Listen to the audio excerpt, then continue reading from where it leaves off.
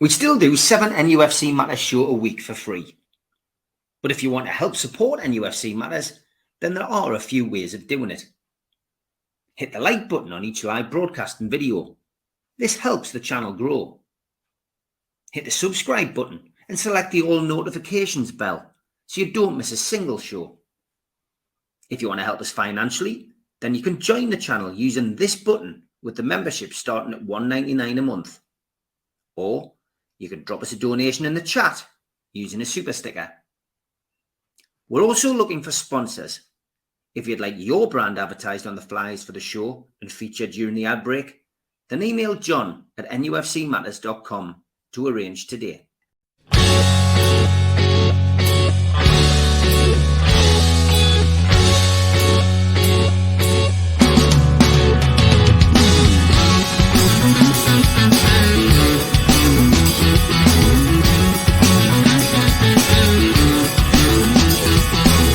Hush now, city kids, gather round for urban myths.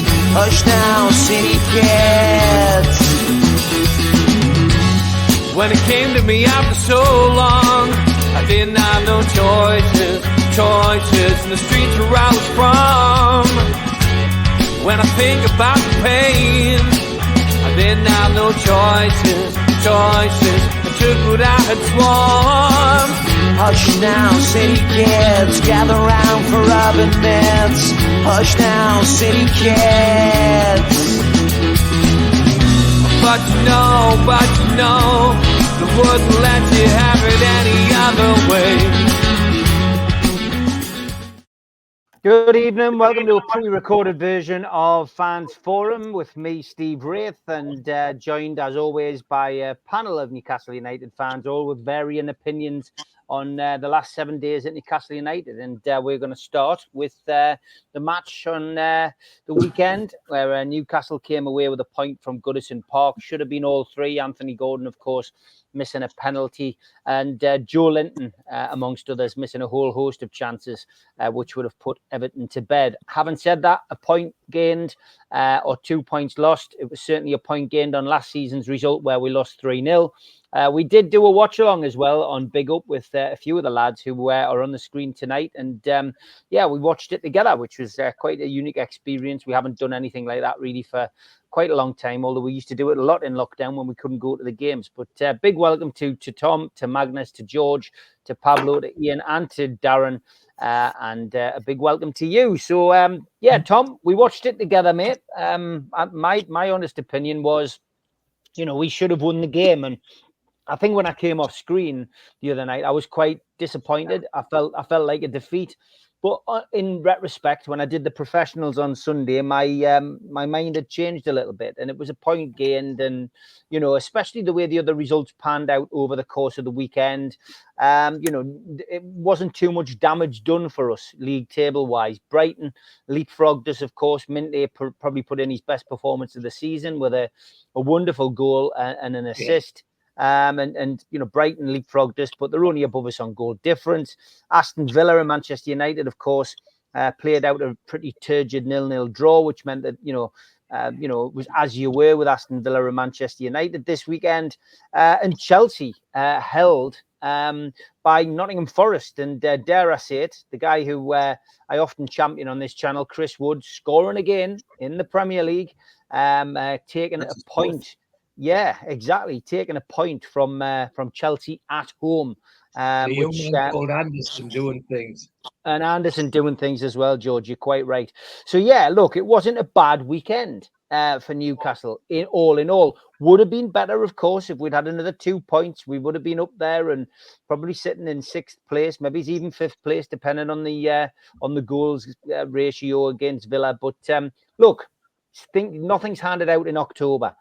You know, we're in and amongst the riders and runners, and I'm not feeling too disappointed after that. Of course, I would like to have won. Of course, I'd like to have seen Gordon get the winning goal and round off what would have been a great week, but we didn't get it. So, what was your view, Tom? Yeah, I think I mirror a lot of what you just said. Is listen, we had 70% possession or something like that. 42 touches in the opponent's box. I think there was 14 shots, 3 on target, and the 3 on target, I guess, is a little disappointing. You'd want us to have more. Bruno should have went in. It's sheer dumb luck on their part. But I have a lot of respect for Sam Dyche's, how he sets up his defenses. And I have a lot of respect for James Tarkowski. I think he's a quality defensive center back. So it wasn't going to be easy. We didn't have a target center forward or someone that could bully in there. And so Gordon got bullied out. But I've been saying for quite a while, I don't think Isak is a target center forward either. I think he has trouble in those type of matches, again, when people are a little bit more in a low block or have several man back and crowd the box. So the box is crowded. We had a tough time getting through there. So yeah, disappointing. But I'm more disappointed, I think, for actually Anthony Gordon. And he sent something out on Twitter or something that, I don't think he's going to lose confidence or lose heart, which I think is probably the most important thing. He's disappointed. I think we're all disappointed that he could have and should have done better. But it is what it is. I think even some of the I kind of remember Big Al missing a couple pretty tough penalties as well, one against a local team. So it happens. It was disappointing. But last year, as you mentioned, we got blown out of the park when we had a depleted squad, and I think it was we lost 3-0, and it wasn't that close as I recall. So we got 1 point. Last year we got 7 points, and we lost this match, our 7th place. And we lost this match, and this one we got a point. More importantly is we didn't get anybody else hurt. We played really quality football. And I think when we get Wilson and Isak back, that changes the whole dimensions of what Eddie can do. So I know that some people were disappointed our new striker Osala didn't get on. I'll still ask the question, for who? Who was he going to take off? I heard some people say Joe Linton. I thought Joe Linton was our only outlet towards the last 20 minutes of the game. So, I disappointed, but I'm not slitting my wrist over this one. We'll be fine. Coming back strong after 2 weeks. And some of our key players are not going on international, like Isak, duty. So Wilson will be ready. And I think that I'm happy with where we are in the rankings. And I think that, let's push on from here. We got some really tough matches coming up, but we're going to have the full squad to get it done. Okay, good stuff. Magnus, how did you see the game at the weekend, and what's your thoughts after having a couple of days to think about it? Yeah, it's nice to see that we are going away from home and controlling games. I could see even some of the performances last season. We were not even doing it at home, and it was almost like it was graved into our philosophy that we always needed to play like an underdog, but we were still kind of coming to terms with the fact that we had the quality. It's starting to look a little bit like the defense of 2022 and 2023. That is one of the positives I will see from the games. There's not much coming through. There was not a lot of saves that Nick Pope needed to make, and that in its own way has to be a positive thing for me. The passing was absolutely great at times, only missing the final touch, and I think the game was screaming for Almiron to come on, and when he did, he actually made a difference. With regards to the penalty, I can only talk for myself, and I even said it live, so I got the proof. I wanted Fabian Schär to take that penalty, but mostly because of the history that Gordon has with. I understand why the decision was taken to make him take it, and he hasn't exactly been scoring like last year, and giving him an opportunity like that to put things straight. I understand the decision, but I still think it was wrong. I think Fabian Schär, calm and cool and collective, should have smashed that ball into the back of the net like he did on Tuesday. I'm not even going to be too harsh on Gordon because he had a good game. and he stepped up to the plate. I take nothing away. It's good and lovely to see that we have more than one guy eager and willing to do the job when called upon. So all in all, progress. Good to see us dominating, and I'm not going to get disheartened by an away point, because if you look at the 2022-23 season, we had 14 of them. So, and that was a great season in the memory.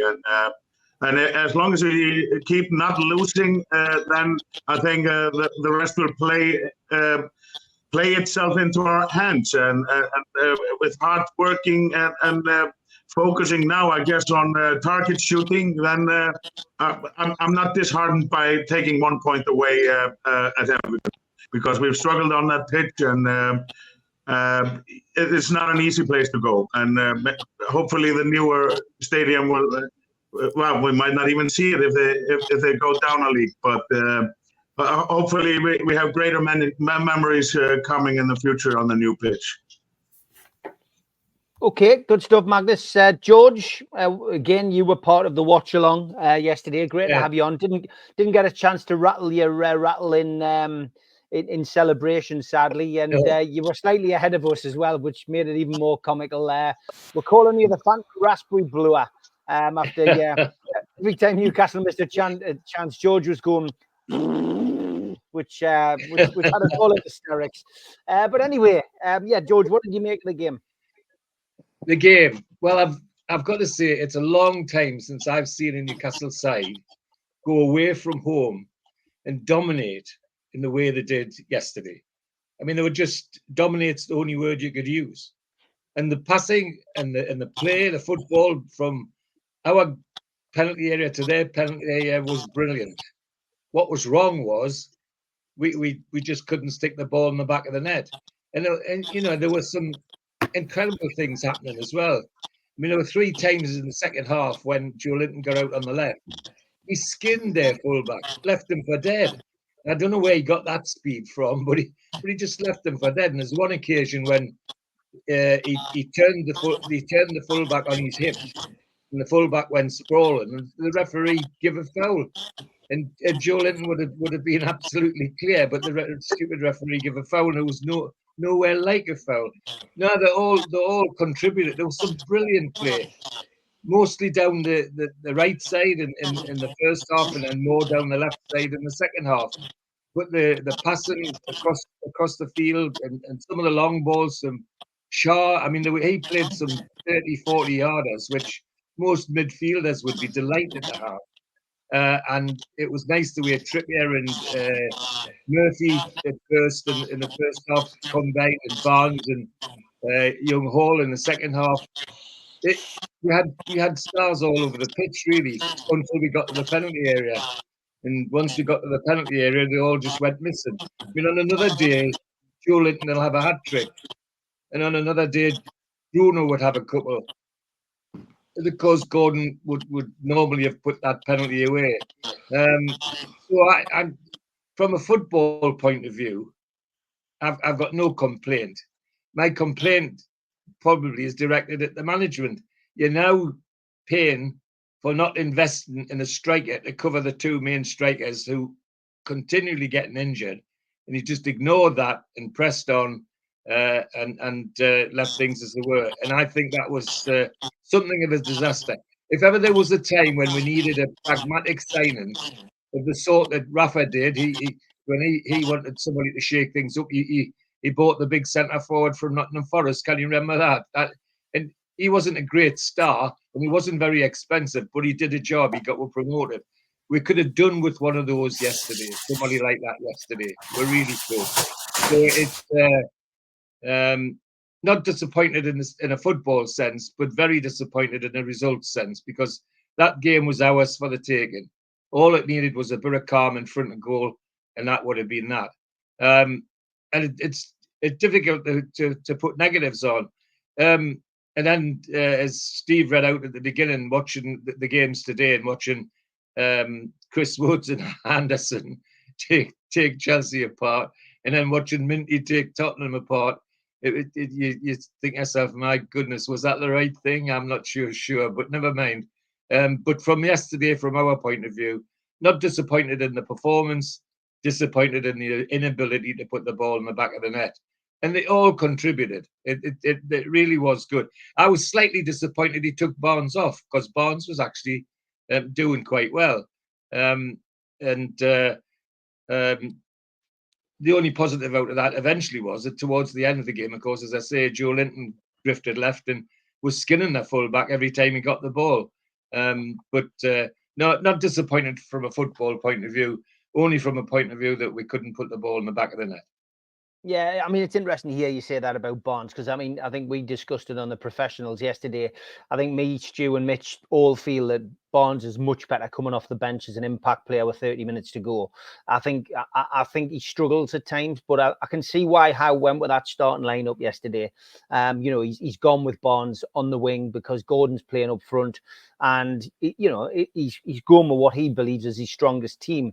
But I think Barnes is more likely to change a game from the bench, once we have our strikers back. But look, I think he picked the right team. I think everybody deserved their opportunity after they played so well against Man City. Just wasn't meant to be. Okay, Darren, you were at the game. We often see a polar negative response from you, and the polar opposite response from you, and a negative response from you. I've noticed you've changed your name, Darren Super Angry Negativity. Come on then, Darren, why are you super angry negativity today? Everybody must have been watching a different game. Well, I was at the match. Barnes was non-existent at all, for my opinion. Murphy, he can run, but he's got no product, no play, no nothing. Trippier kept on getting skinned, and his passing was dreadful. They kept holding the balls long. But what's the point holding the balls long if you set a Vorko in a header? You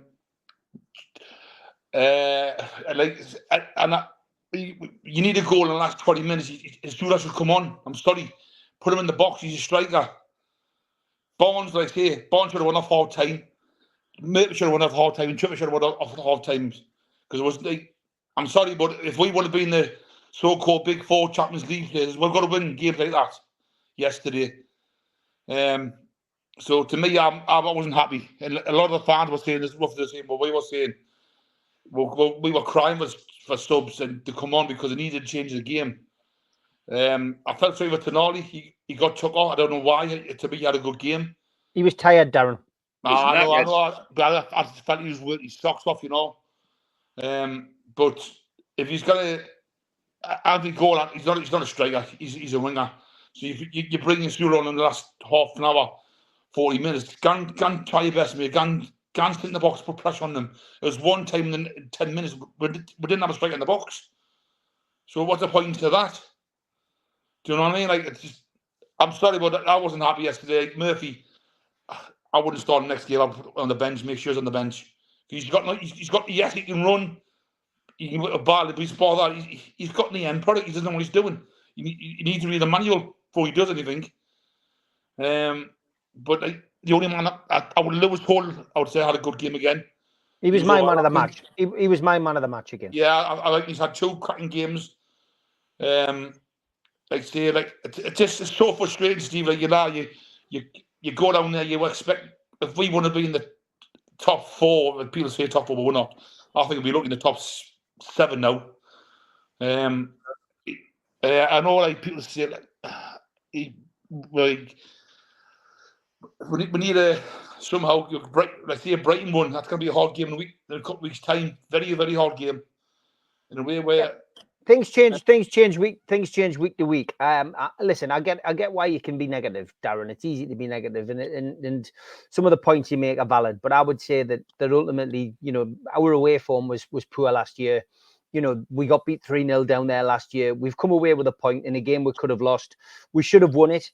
If Gordon scores the penalty, it's a different story. Mm-hmm. If Joe Linton scores any of those chances that he had yesterday, it's a different story. Newcastle come away with 3 points, and we're all over the moon about it. But that wasn't the case. We are tighter at the back, and at the moment we are playing without a recognised centre forward. And that's got to be taken into consideration. Gordon's not a centre forward. No way. I'll accept that, Steve. But if you've got a Zula on the bench, and Barnes, like here, Barnes was non-existent. He is a more impact sub. We all agreed on the watch along. We all felt Asula should be getting a chance. And if he's not getting a chance now, he's not getting a chance now. When is he going to get a chance? So to me, Eddie Howe's, I like Eddie Howe's a great manager, but to me, is he going to take it to the next level? And now I am starting to question: is he? Because I say if he should have come on. He won 3 points. Yes, but we've got to draw better than last year. But I'm sorry, but if we want to be contenders and go and place the better place, we've got to win games like that, Steve. Do you know what I mean? That's what I'm not happy about. Okay, that's it. That's what the fans forum is all about, Darren. And you and Alan and people like yourselves have always come with alternative opinions. And sometimes we agree, sometimes we don't agree. But I can see where you're coming from on some of that from yesterday. Yeah. Ian, you were part of the watch along. What was your feelings? Have you changed your opinion since the game?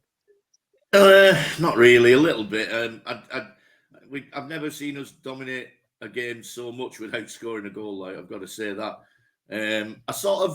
It's weird. I completely disagree with Darren in a way, but then all the individual points he's saying, I sort of agree with most of them. I think I've just took the opposite way of thinking. God, we should have scored 6 or 7 goals then and should have won that, and we didn't. That's disappointing, but at least we're not as shit as we were the other week. You know what I mean? Like 3 weeks ago, we were pathetic, and I would have begged for that draw. You know what I mean? So, so I'm looking at it as I think we were unlucky. We're missing having a centre forward, and I can't disagree with Darren. I don't know why Asula didn't come on, because even if it's chucking a dice, he's too young. He's not ready. You know what I mean? It's like we discussed the other day. It's the same thing as happened with Hall in it last year. Hall never got the lickings of a dog. He never really had too much of a chance until nearly Easter time. It was like sort of turn of the year, wasn't it? And then he started drips and drabs like coming in. But I think Eddie's really protective over the style of play, and unless he's 100% that they've tactically got the nous to do what he wants them to do, he won't take that risk and shut them on. But I think that was the point with 10 minutes to go, we just didn't look like we were going to score. They never looked like they were going to score. You know, they couldn't hit the donkey's arse with a banjo. They were terrible, like really poor football team. But yeah, I would have put him on. But yeah, I think all in all, not the greatest game, but we did definitely dominate. And there's signs there that if we can actually get a striker who can stay fit, that will be a really good football team, and we'll win more matches than we won't. Okay, Pablo, thoughts on the match?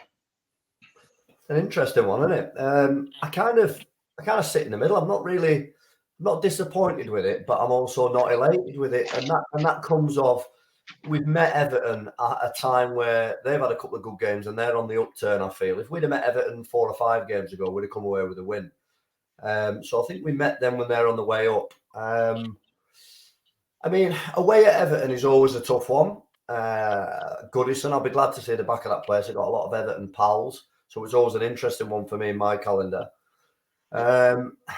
It was performance levels were raised, like Ian's just said. Then, if we'd have looked at that performance 2 or 3 games ago, we'd have been quite happy with it. In fact, more than happy with it, because I was slating people like Joel Linton and Bruno for not looking like they give a shiny shite. And at least we are seeing a raise in some kind of performance. Although the result wasn't there, we kind of got to take the positive from it. And it's a perfect illustration, that game, of where we are as a team at the minute. We're toothless up front, clearly shown.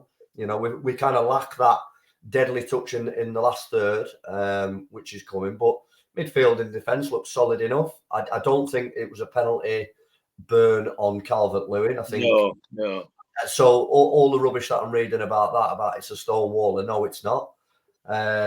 Anthony Gordon, for me, do you know what? Fair play to the lad for taking it on, but I think the game got to him. I think he allowed himself to get consumed by it. He had a couple of chances where maybe on another day would have been a little bit more clinical. The penalty was poor. I'm sick of hearing about what a good save it was by Pickford, because I'm not being funny. I could have probably saved that one. It was just one of them. We all miss a penalty now and then, so we can't be too hard on the lad there.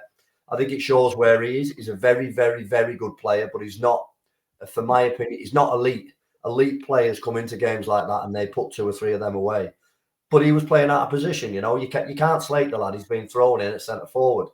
So I think to sum up, do you know what? It's a step in the right direction. It's a point. We're not all complaining about performance levels.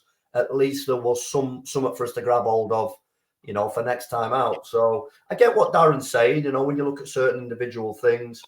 But I think we're in that period at the moment. We've got to grab and snatch and take everything we can until it finally clicks. And then, and when it finally clicks, we'll probably twin with us getting some firepower back up front.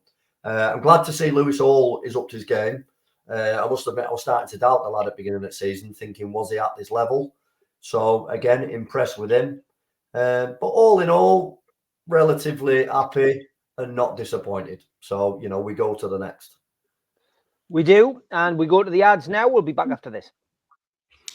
A big thanks to all our sponsors, Skips and Bins. You can find them at skipsandbins.com. Contact them, www.skipsandbins.com/contact. Say hello to low-cost waste disposal with pay-as-you-go and contract waste management. A big thanks to Mr. Vicky's Sauces, handmade in Cumbria. Their website, mrvickies.co.uk. Telephone 01768 210 102 or email info@mrvickies.co.uk. Thanks to our NUFC Matters fanzine sponsor, United Group Travel. Travel and Tourism Award winners 2024. There are no strangers on our tours, just friends you haven't met yet. All excursions included, 3-star plus quality hotels, no interchanges, a 2-crew driver and courier. It's a local family company, and you can find them at www.unitedgrouptravel.com or telephone 01670 632 460 or mobile 0791 666 4174. Big thanks to Media Arts for all the help with the technical side of things. And if you want to help support the channel, hit the subscribe button. We do 7 shows a week. Hit the thumb up under the video. That's the like button. It does help us grow. And click the share button. Help share to your social media. If you want to join the channel for as little as $1.99 a month, then hit the join button under this video today. We also help the food bank on this channel. Visit nufcfansfoodbank.co.uk. It takes you to the match day bucket where you can donate some money virtually. Some events for your diary in aid of Dementia Matters. The Long Sands will be reforming and be supported by Lilac Lane and the Chris Norris Band at the Cluny in Newcastle on Saturday, January the 4th, 2025. Tickets are £15 pre-sale from newcastlelegends.com. An evening with Peter Beardsley takes place at the Tyneside Irish Centre on the 10th of January 2025. Tickets available from newcastlelegends.com or from Woucher. And an evening with the Entertainers takes place on the 24th of January 2025. Telephone the box office 0844 249 1000 or visit the website tynetheatreandoperahouse.uk. And the Magpie Lounge at Gateshead Leisure Centre is now open. 7 talk-ins for £99. Joe Allen will be hosting talk-ins with Lee Clark, John Anderson, Steve Howie, Darren Peacock, Supermac, Steve Watson, John Beresford, all between the dates of January and July. £99 for 7 talk-ins, newcastlelegends.com. And don't forget, you can subscribe to our NUFC Matters fanzine, £20 for 4 issues with all proceeds going to Dementia Matters. If you live overseas, it is £50 for 4 issues. To order now, go to newcastlelegends.com. And another shout out for Will Scott's wonderful book that's coming out this Christmas. It is The Entertainers, 92 to 97, Kevin Keegan's legacy. Over 30 players, coaches, owners, you name it, who have been interviewed for this book. It is going to be the book that everybody wants this Christmas. Some wonderful photos, unseen photos inside the book as well as plenty questions answered from that particular era. Go to newcastlelegends.com tonight, £13.99 to pre-order the book. It comes out on the 30th of November. Okay, we've been talking a lot of stuff about the ground and, you know, should we move, shouldn't we move this last 7 days. George and I have obviously spoken a lot about it already, but we'll just quickly get the lads' opinions on three little topics. So we don't dwell too much on the ground thing, Tom, starting with you. Just last thing on the game. Should Anthony Gordon have taken the penalty, first of all? Yes. He's our third penalty taker, from what I understand. The first two were hurt, so he's the guy. Center forward, he has had 2 penalties before. He made them both. Last week, right? Was with some authority. So I think that the lad wanted it. I think that there's a lot on his shoulders. He felt that he could do it, and if he wants to take that, I think he'll let the center forward take that. Okay. Second point on the game, Asula, we've spoken about him. Lots of people have chosen to mention him in the chat over the last few days as well. Should Asula be given an opportunity, even if it is just as a substitute, to come on and at least give it a go? Because at the moment, you know, we haven't got another choice up front, and Anthony Gordon's being played out of position. Well, I think Eddie kind of made his own bed with the substitutes he made prior to that, right? So he changed both wingers. So he changed some things around. So in the end of the match, when a lot of people were calling for us, although I'm not sure who you take off to put him in. I really don't. You know, I've been saying for quite some time that it's nice to have a strike partner up front, whether that's in a 4-2-3-1 with the 10 behind Gordon or Isaac, or a 4-4-2 with someone next to him, because they both don't have the frame to take the bullying and the pushing and that happens in that center of the box. They're more speed players and impact players coming in the channels, etc. So yeah, should he come on? I think a lot of us would have liked to see that, but we don't know how he does in training. We don't know what's on Eddie's mind. But I think by the time a lot of people were calling for him is almost too late, because Eddie made his bed with the substitutions he made prior to that. And with regards to the ground, where do you stand on the ground, Tom? Build on the new build on St James's Park, or would you like to see Newcastle move to a different location? Well, I've evolved on this. I love St. James Park. I think the cathedral on the hill, to me, it's the most iconic stadium around because of its location, not just up on the hill, but also close to city center and all the pubs and all the action that happens down there. So I really like that. But with that said, with when the fence went up behind that towards the housing on the other side of the main stand there, you know, there's so many things. You can only do so much into that park, and for $1 billion to upgrade that for an extra 10,000 seats, I think is ridiculous. You'll never get a return on that investment.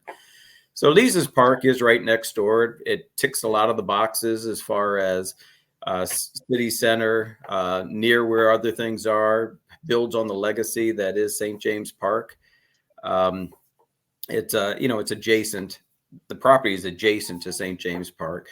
So I think that if you go to a nice big 70,000, 80,000 seat stadium, what the right amount is, I'm not sure. I'm more in the 72, 74-ish, but I hear a lot of 80, 100 or whatever. But I think that with that, you could do a lot of things with the extra. So you could get the corporate sponsorships. You could make it a year-round venue where you could bring in a lot of revenue. But that's not at the expense of the local supporters. I think you can actually get more local supporters in there just because of the increased attendance. So I would love to see a new stadium, I think, in Lees's Park. If it's not Lees's Park, then I'm going back to St. James. It has to be city center. But I would love it to have a Dortmund-like yellow wall. I think a black and white wall with safe standing all the way up. Why not? I think we could bring the local supporter, the songs, everything close to the pitch where it's really going to make it a fortress for that opposing players won't want to visit. And I think you can still do that with additional local people. I think the local supporters have to be prioritized for a match day experience, not only for their match day experience, but also, to make it that fortress for other people. So for opposing teams when they come in. So I'm into the camp that it should be a new stadium. It'd be a nice big stadium. There's got to be a lot of thought brought into it as far as maximizing revenue, but not at the expense of local supporters, the singing, the chants, the fortress that is a home field advantage. So that's where I stand at this time. Okay, Magnus, we know your answer on the penalty. You wanted Fabian Shaw to take the penalty on the game, so we don't need to ask you that again. Would you have given Asula a little bit of time on the pitch last night, and would you like to see him being given more of an opportunity in future games? Yes, why would we have been splashing the cash and buying him for 10, 15 millions without him playing a role? He's obviously going to be learning from those two much more experienced players, and what a great company to be in. He's a lucky lad to have found himself practicing and playing with those guys. I think the game was screaming for a striker, and I think that this could have been a game that he could have punched himself in or put his name on the board.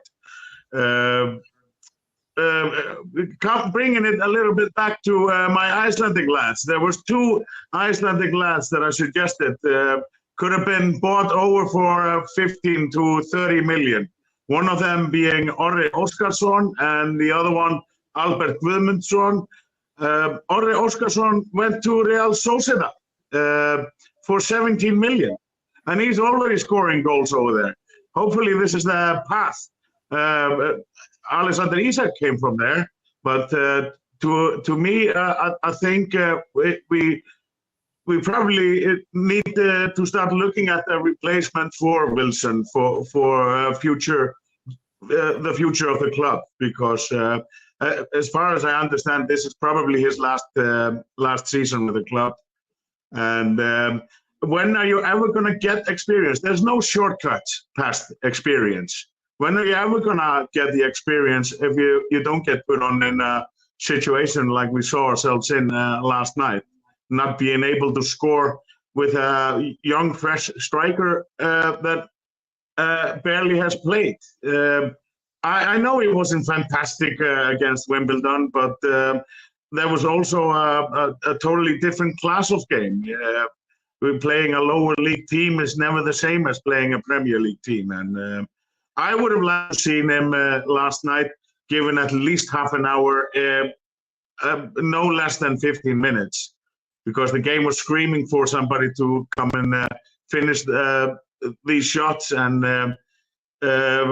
we failed. We failed miserably in scoring a goal. And with regards to the stadium, Magnus, how do you feel about potentially leaving St James's Park, a place where all the history is? Yeah, I mean, I have a pretty similar answer to what Eddie Howe said the other day. I mean, I have great memories from this place. I've been to 2 stadium tours. I've seen us lift a trophy there. That was the championship trophy, and this is the major sort of visiting point. If you go to TripAdvisor, then this is the big attraction of the area. It will be a sad moment, but we can't have it both ways. The club is progressing and becoming, hopefully, a force to be reckoned with at the highest class.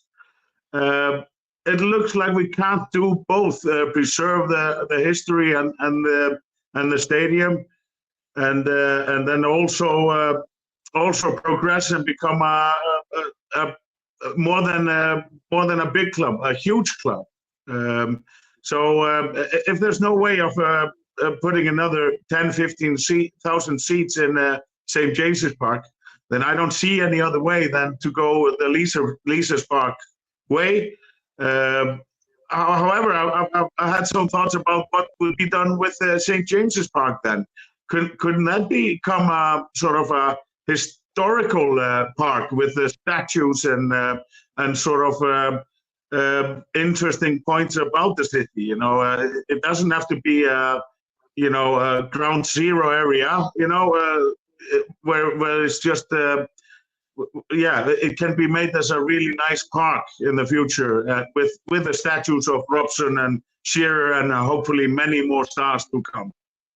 Lovely idea, Magnus. We will see. It's going to be debated for a long time, and it's not just going to happen overnight, George. We've spoken about the stadium quite a lot, George. Anybody who wants your opinion, I guess, can watch the Amigos from Friday. I am interested in your opinions again, just from the match at the weekend.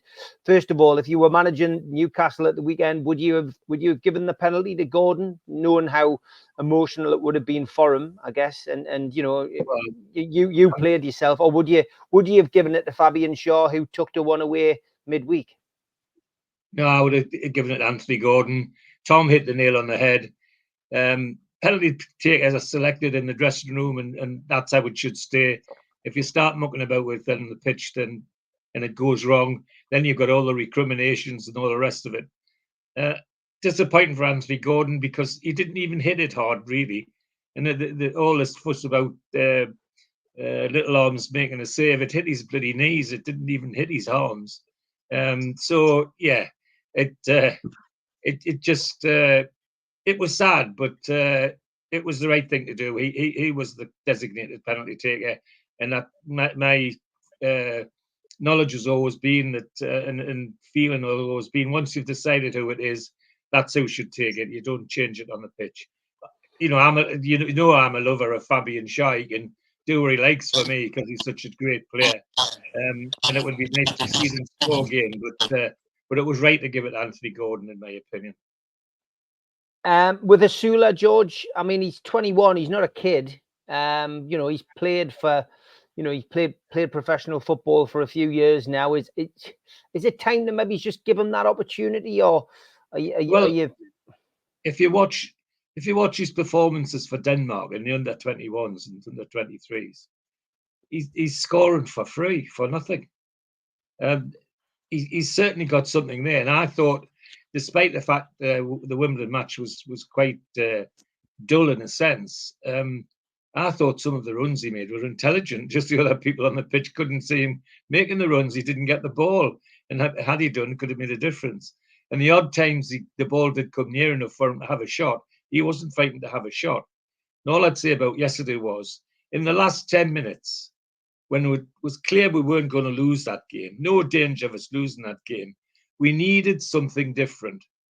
He was all the different who had on the bench. There was nobody else he could put on. So, yeah, I would have given the last 10 minutes, maybe even 15 minutes, just to do something different, because we could have played 2 days. I don't think we would have scored a goal after that game, despite the fact having all the possession and playing so well. So I would have given the last 15, 10 minutes just to be different, just to give Everton something different to think about. And for his physique, he's no small guy, and he's no slouch either. He doesn't get pushed off the ball easy. And that had to be something we might have valued in that last 10 minutes, to give Everton a bit more to think about. So yeah, I would have given him 10 minutes at least, maybe it's 15. And just a quick one on the stadium, George. As I say, you went into it in depth like we did on Friday. Yeah, would you be happy if we moved to Leisure Park, or would you like to build on St James's? Well, my choice is to stay where we are. By the way, thanks, Ian, for your very sensible letter. I thought that was great. It gave a positive opportunity for people to have their view, and I thought that was very valuable. If it had to be Leisure Park, fine, I could live with that. But I'd rather stay where we are and upgrade St James's.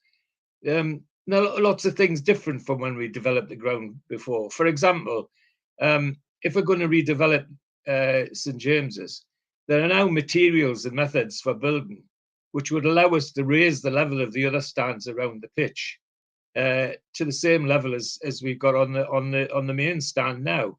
Now, one of the objections for that was the light falling on the houses at the back of the stands.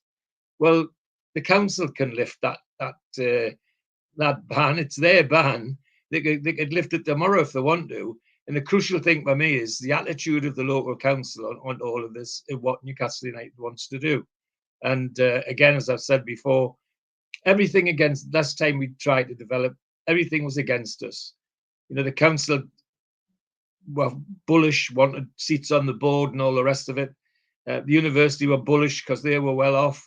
Leazes Park people were bullish because they were well off. Well, guess what? The only people that are well off at the moment are us, or PIF. And I'm sure if they can sit down with the local authority, they could work something out. I'd like to stay where it is.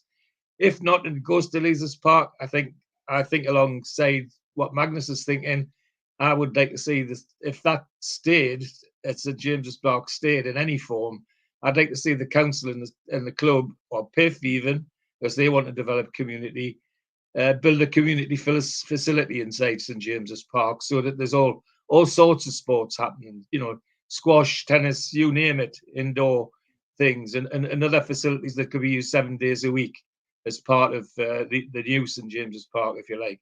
But I'd like to stay where we are. And there is no doubt, I suppose there is a kick in me that's sentimental, because I've actually played on the place. I've played on it when it was bloody awful, mind. I mean, I'd love to play on it now with this bowling green grass that we've got now, you know, that they play on. I think that's incredible. You know, 30% of it plastic. It just looks magic. I can remember going on the pitch and 2 steps on the pitch and the mud was over the back of my bloody boots. And that's how bad it was.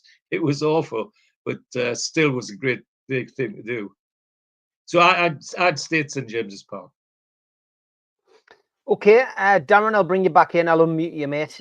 Just when George speaks and you're unmuted, it's we're getting some bad feedback. So if you unmute yourself now, Darren, cheers. That would be great. So yeah, just on the penalty, first of all, Darren, were you happy that Gordon was stepping up to take it, or would you have preferred to have Fabian Shaw? I cry for the first thing in a long time. I agree with George on 2 of the things. Your penalty taker are decided in the dressing room before game, and your set pieces, your corners are all decided before game kicked off. So if he's on penalties, you should take it. But if he had any doubt, anything, which I don't think he would have, I think he would have the ball and say, yeah, you just give it to somebody else. But it's a poor penalty, we all know what it was. So, but it's happened. Forget about it. As soon as I would have broken him at half time, you know, I would have took Harvey Barnes off with a shot, or Murphy off with a shot. I'd have made 3 subs. So I would have on and give him a good 45-minute run out against Everton. So yes, I would have run him on at half time. Would you have changed shape to do that, Darren? Would you have changed the shape to do that? Where would you? No, I would have put Andy Gordon on the left-hand side and put Azul up front. Just he had something in the box. Do you know what I mean? He's a physical lad. He's a big lad, so at least he can do something in the box. Because it was times we had Newell in the box, and their centre forward had Newell on the mark. So what's the point that Andy Gordon's not a striker? He was outside the box sometimes. We had Newell attacking in the box. Bruno's outside, Tonali on the right hand side. Do you know what I mean? That's what I'm saying. You see a different game when you're there. I don't be football, but at times we had Newell in that box to cause a threat. And when Shaw's handed along, Andy Gordon was going to win the flick on. He's too tiny. Mm-hmm. You can actually see that on our watch along as well. I've seen people are Shaw's doing world-class worldly balls, but no what's happening. And that was the frustrating thing. When you're there, you see you're football. I'm not football. I play football. If your centre half is going to play a ball, if your centre half is not going to, Andy Gordon's not known for winning flick on. He's not known to hold the ball up. He's that skinny lad. He's more known for running down the ring, taking people on. So at least the Zula was playing at that feet, man, Darren. No, to Jordan, I'm sorry, but he was playing along sometimes. He was playing along sometimes, and it was frustrating when you're there. Yes, he played short sometimes. Now and again, they were hitting it long. So, like, that's what I'm saying. At least Zula, at least he's tall, he's bulky, he'll hold the ball up. At least he'll do some sort of challenge for winning the ball in the air. Do you mean, like, just crossing the ball in from the left and right? What, to me, had nothing to offer when we're crossing the ball in on the left and right hand sides. Both the Everton centre backs are 6'4" and 5", mate, aren't they? The big lumps. As I'm saying, so what's Andy going to do? He's going to do nothing in the air, is he? Not aerially, not aerially. So this Zula's like a big tall and he's a big strapping lad. At least he's going to challenge him. But Gordon doesn't do that. Going on the left hand side, you look better on the left hand side. You know what I mean? Like, so, like, you see, like, yes, you see a different game when you're there. I don't care what anybody says, but when you're at the game, you see a different game. I watched a few highlights. It's a totally different game. But well, I don't disagree with you, Darren. Do you think Isak is a different center forward than Gordon? I don't see much difference between the two. They're both, I think he's not more in the box. I think he's more in the box, and I think Gordon's definitely more winger. He can take people on. He's got the ability to take direct. I don't think Gordon's a natural finisher. I think Isak's a more natural finisher in Gordon all day long. I would agree. I'll talk to you off of this, but I think the formation with both of those in there without Wilson is tough because Isak wasn't in the box last week either against City. He's outside the box. We don't have anybody in the box. We haven't had anybody in the box all season. But it's a struggle. It's a struggle. But hopefully, we get player. We're missing the right side of the player badly. That's what we haven't done in the summer. Murphy's knee good. Amron's knee good. It's as simple as that. Maybe needs instruction on how to play. He's knee good. Yes, he can run all day. He's got the pace. He's got knee 2 potential. He can't do nothing. And that's what you see it. I say that every week. Even with the right side. If Bruno and Joe Linton had taken the crosses that Murphy gave them, it would have been 3 goals. I think we can carry that. And now with Joe, yes, he can cross the ball. But he can't do anything else. Okay, we're running out of time. On the stadium, Steve, I'll let you keep weathers and hope they can build on it. But we'll have to move for the next level. We'll move, but I would prefer to stay where we are. All right. Frank, honest answers as always, Darren. As for you, Ian, same questions. Penalty taker, would you have preferred to have seen Fabian Shaw take it, with all the emotional connection that Gordon had, etc.? Or are you with the lads? No, it's already decided. If you change it around, it's not going to end up good anyway, one way or the other, So stick to what it is. Share's number 4 in the list, isn't he? That's his position. So. Okay. What about the Asula conversation? We had it a little bit in the first half, but is it time to give him a bit of a run out moving forward? I would have. He's not going to learn anything, is he? Sitting on the bench. Yeah, exactly, and especially against them because they were so toothless anyway. They were rubbish. If you cannot bring him on against that Everton team playing like that, when we were having when we were so dominant with possession, and not just the dominance of the percentage of possession, where the possession was for us and for them. Their possession was basically all in their half. 90% of what they had was in their own half. And a big percentage of that was actually with us pressing them and they're on the back foot. So I think, we should have brought, for me, I would have brought him on 65, 70 minutes and just said, right, go and do what you do. Score, be a pain in the backside and try and score some goals. And I would have put Gordon out on the left, I think as Daz said. I think that's what I would have done. Mm. Okay, and the stadium, Ian, where do you stand on that? Would you like to see them build on St James's Park and stay there, or would you like to see them potentially move to Leazes Park? Would you be a supporter of them moving to a different area? The furthest I'd want it to move is Leazes Park, and unless there's something that somebody knows that I don't know, because that's the only place I can think where it retains city centre status. We're not moving too far. But, there's an economical side to this as much as a football side to it as well. You take that stadium out up near the airport or something and you will kill the city. I mentioned this the other day, so I'm not prattle on about it, but we're famous for the amount of pubs that we've got in location in the city centre and famous for our hospitality. You lose all that if you take the club out of the city. You need to retain that. So for me, the only place that can go is either exactly where it is now, which then causes massive issues because you're without a stadium for a couple of years at least, or you build next door and then the area where the current stadium is, you turn that into really nice parkland with an agreement that the club's going to look after that area for X amount of years in the future, because everyone's got to remember, Lees's Park now, we've heard it from the horse's mouth, from the lady who runs it, who's on the fans advisory board, is criminally underfunded now. They get no funding. They can't afford to cut the bloody grass. They're relying on volunteers, aren't they? They've lost their green status as well, Ian.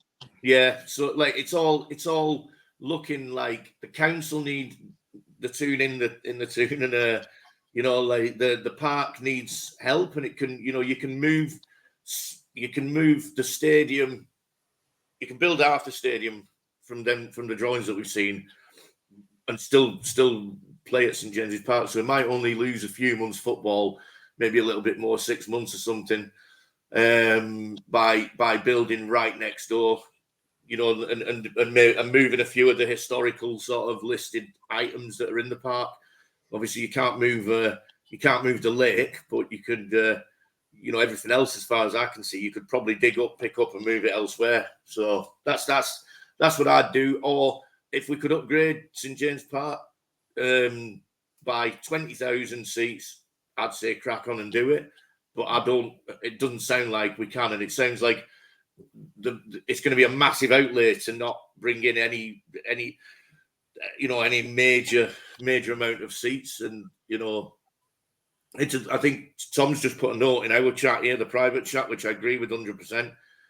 10,000 seats, massive new Gallagher stand. It's not going to happen. It'll be 10,000 new seats, and 90% of them will be corporate, and the atmosphere will go even more down than it has gone in the last couple of seasons. For me, the atmosphere has died with the ballot. The fans who were coming previously can't get tickets now because of the ballot, and the people who are going now are let's say, probably not the people who were going a few years ago. There's like a lot less local people there, or fans, historical fans who sing and make atmosphere. So yeah, that's it really. I'd say move next door or knock down and rebuild, but it has to be a 72 minimum for me, another 20 at least. Okay, Pablo, you get the chance to go last, but the penalty for starters. Would you like to have seen somebody else take it, or are you happy with the choice of Gordon? No, totally happy with the choice. I mean, obviously, it didn't end up well for him, but massively happy that he took it. That's why we are strikers. That's why we play football. We want moments like that. We want to be heroes. So if that lad's happy to stand up and take it, and usually when he hits a penalty, he does hit it with a bit more conviction. It was just one of them things. So yeah, Matt, definitely happy for him to take it. Could have gone the other way, and it'd have been all over the back pages this morning. So yeah, crack on, lad. Okay, and obviously Asula, we spoke a little bit about him in the first half. What's your views on Asula? Would you like to see him being given a chance moving forward, and get that opportunity to come on last 10 minutes and cause a bit of mayhem? Totally, mate. So, I mean, like we spoke about this a couple of weeks ago, every week that goes by that he's not even getting a glimmer, the lad's got to be sat there thinking, what the hell do I have to do? But I do think that Eddie Howe, with these younger players and with he's very kind of methodical, and he's a plodder. He won't just throw people into a situation. That's the kind of vibe I get off Eddie Howe. Everything's measured. I wouldn't be surprised if he had almost a calendar for Asula, regardless of a situation. Yeah. He's probably going to give him a structured path. Maybe in 3 months you're going to get 20 minutes and blah blah blah blah blah. I think Eddie is that kind of man manager, and I'm hoping and I'm guessing that that's what's happening, because for the lad to be sat there watching that, thinking, get me on that football pitch, I will score you a goal. I'm sure he's sat there thinking that, but I don't know. Only Eddie knows, but I'm going to go with the fact that it's Eddie's plan. And last, but by no means least, the stadium. It's very important. Where does your heart lie? Is it still St James's? Would you like to see them extend on it, or would you like to see new, shiny new stadium built just behind or elsewhere in the city? Obviously, from the heart, I'd love to see St James's Park upgraded. However, I don't think it's viable. I think there's been a lot of kickback for a lot of years, and taking your heart out of it and looking at it with your head. we've got a fantastic opportunity on Leesy's part to replicate what Man City have done at Eastlands. I mean, I worked on Eastlands when they were building that. We have a chance on Leesy's part to create a huge club. At the minute, we've got a great stadium, St James's Park. George mentioned it. You know, we could incorporate so much in that entire area, and unfortunately, that idea does lean towards building a new stadium. And the egotistical side of me says, do you know what? I don't just want a new stadium. I want the biggest in England. Because if that's what our owners are after, why can't we go and build the biggest stadium in England? Well, clearly, we know as guys, if we keep progressing as a club, that stadium would be full every week. It'd bring in revenue from overseas. You'd get the locals, like we say, etc., etc. So we have a unique situation here where we can really grasp the bull by the horns and do something special. And it's literally next door. I mean, how many clubs in their city get this opportunity? Because they're usually urban sprawl. They usually have to chuck it out to the edge of the city. There's no option. We've got an option. So as much as it's painful to say, I think we've got to look towards that. A thoroughly enjoyable show. Thank you to everybody in the chat. It wasn't live, of course, a pre-record. I'm back tomorrow with Talk of the Toon on Tuesday. But for now, thanks to Pablo, to Ian, to Darren, to George, to Magnus, and to Tom. We will see you next week. Take care, guys. Boys. Cheers, lads. Bye, Take care, bye. lads. Take care.